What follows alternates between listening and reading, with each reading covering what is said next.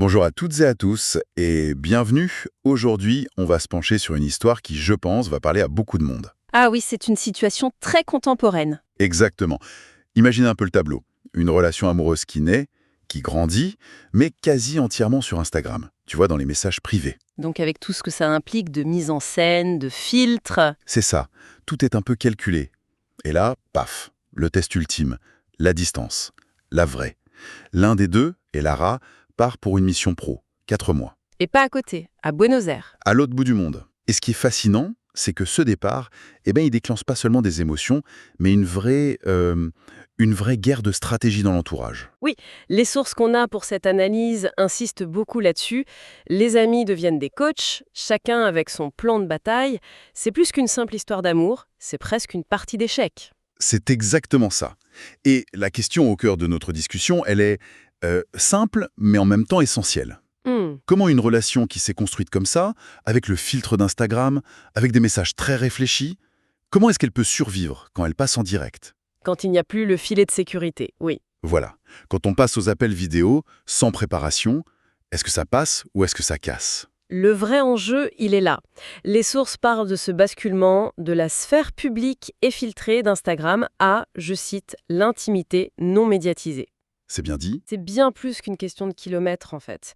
C'est la nature même de la relation qui se transforme. Et on va voir comment les conseils des amis, parfois complètement à l'opposé, vont les pousser à ouvrir ce que les textes appellent une véritable boîte de Pandore. Alors commençons par le premier camp, celui d'Elara. Son amie, Sophia, a une réaction qui m'a un peu sidéré, je dois dire. Ah, elle est particulière, Sophia. Pour elle, c'est pas un drame. C'est un, je cite, cas d'étude stratégique, carrément. Elle voit ça comme un test de résilience pour leur couple. C'est une vision très pragmatique, presque clinique. Elle ne voit pas le problème, elle voit l'opportunité de valider la relation. Fini de jouer, quoi. Mais elle se contente pas de donner son avis, c'est ça qui est dingue. Elle lui dicte un véritable protocole d'appel rigoureux. On dirait une stratège militaire. C'est ça, ouais. Elle lui dit qu'il faut absolument qu'ils s'échangent et elle utilise le mot formellement, leur numéro de téléphone et surtout mettre en place des communications vidéographiques quotidiennes. Et son analogie pour expliquer ça est très parlante.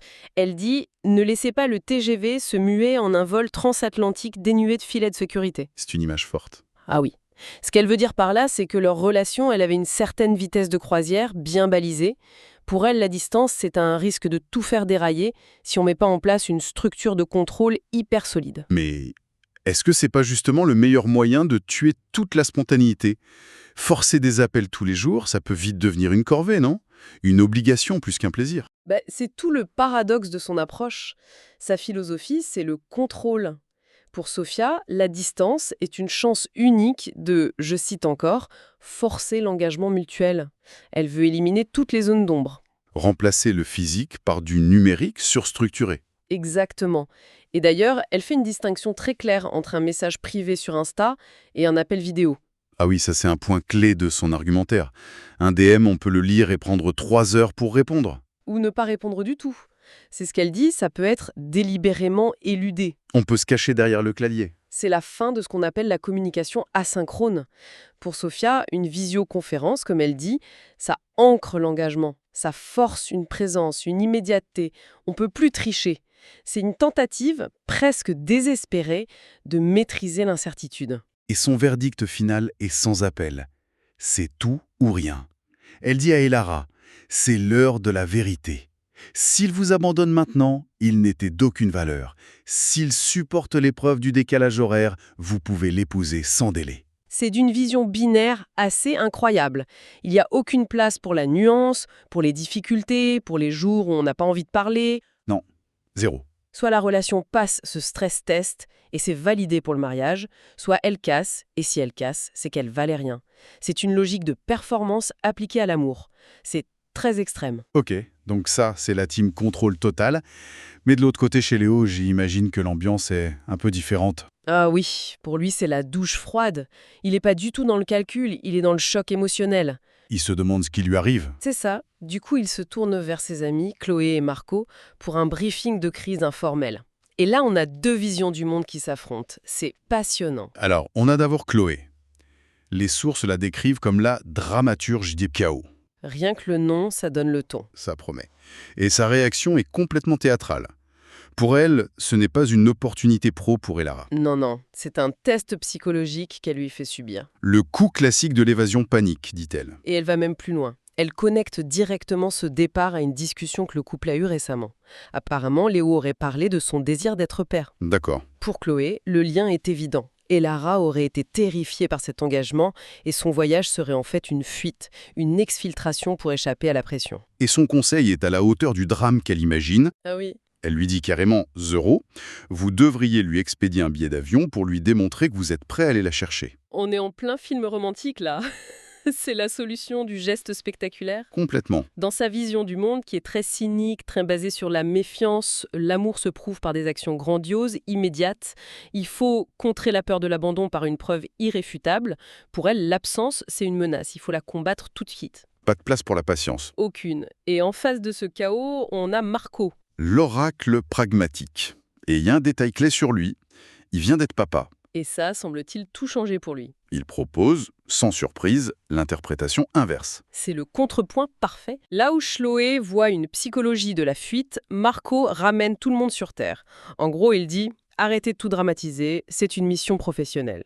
Il refuse de voir de la malveillance là où il y a une ambition de carrière. Il est beaucoup plus terre-à-terre. Sa philosophie, c'est la confiance et la vision à long terme. Et il a une phrase qui résume toute sa pensée, je la trouve incroyable.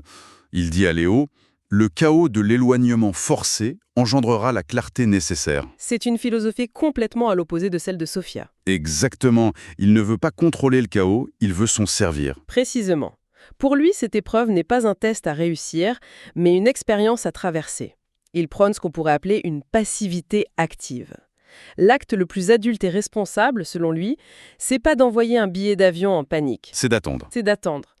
D'honorer la promesse qu'Elara a faite. Il dit « Si elle vous assure de son retour, accordez-lui votre confiance. C'est un pari sur la parole de l'autre, pas sur des preuves matérielles. » Et Léo, qui est décrit comme complètement tiraillé entre les deux, il finit par choisir. Il prend la voie de la confiance accordée. Il suit Marco. Et c'est une décision énorme en fait. Il choisit de ne pas céder à son anxiété, de ne pas essayer de contrôler la situation. Il accepte de vivre dans l'incertitude pendant 4 mois.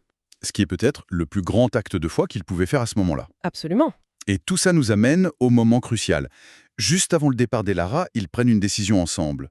Ils décident de faire un peu un mix des deux camps. Une synthèse. Voilà. Ils s'échangent leurs numéros et s'accordent pour activer la communication vidéo. Et c'est le point de bascule. Les sources sont très fortes là-dessus. Elles qualifient ce simple échange de numéros de véritable boîte de Pandore. Le terme n'est pas choisi au hasard. Non, Parce que ça y est, la relation quitte officiellement Instagram. C'est la fin de la zone de confort, de cet espace un peu public mais très très contrôlé. ils entrent dans une nouvelle dimension, l'intimité directe. Sans filtre. Le changement est énorme. Pensez-y.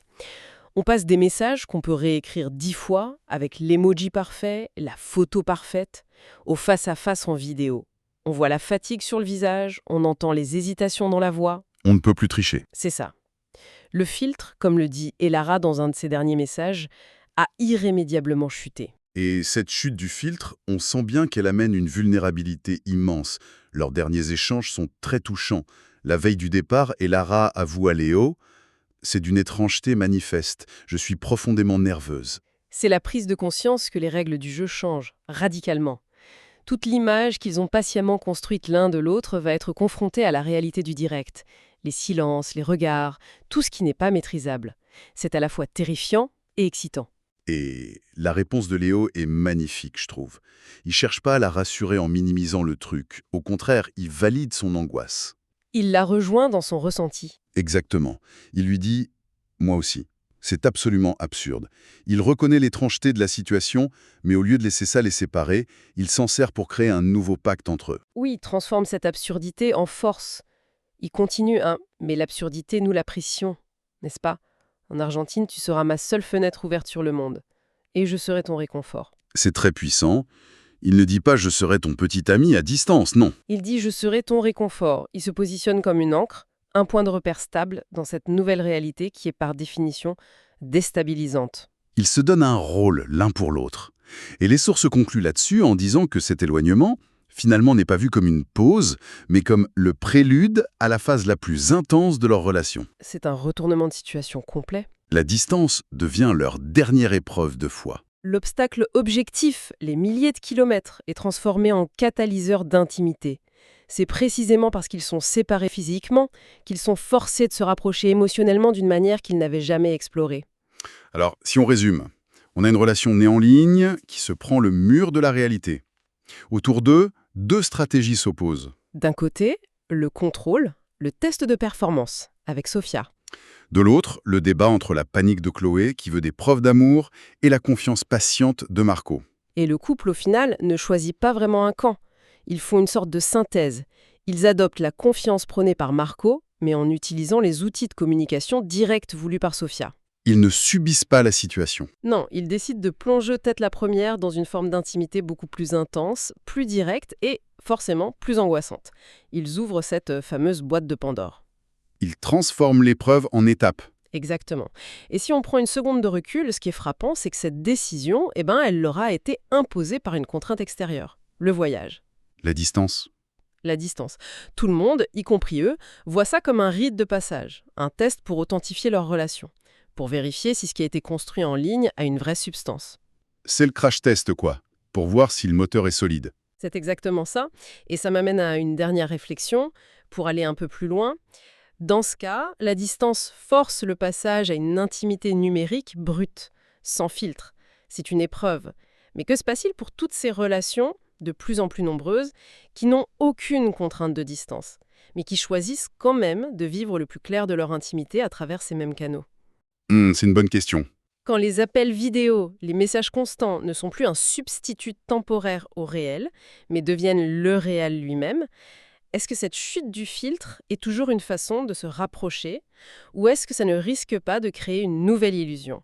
Une sorte d'intimité de performance où l'on est constamment en représentation, même en direct.